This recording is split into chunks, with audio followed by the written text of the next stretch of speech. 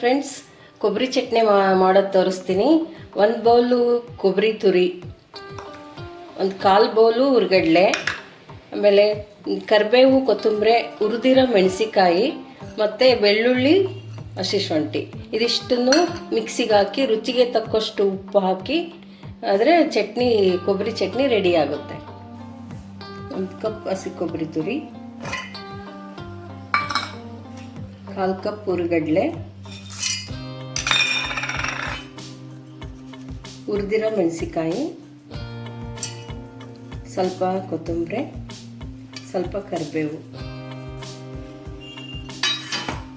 ಮತ್ತು ಹಸಿ ಶುಂಠಿ, ಬೆಳ್ಳುಳ್ಳಿ, ರುಚಿಗೆ ತಕ್ಕಷ್ಟು ಉಪ್ಪು ನೋಡಿ ಹಾಕ್ಕೋಬೇಕು. ಸ್ವಲ್ಪ ನೀರು ಹಾಕಿ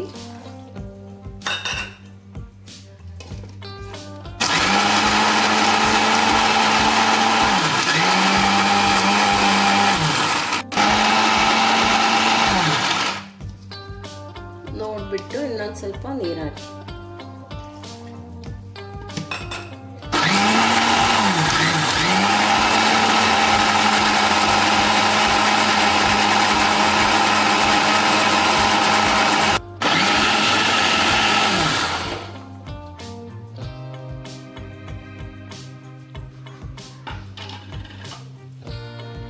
ಚಟ್ನಿ ರೆಡಿ ಆಗಿದೆ.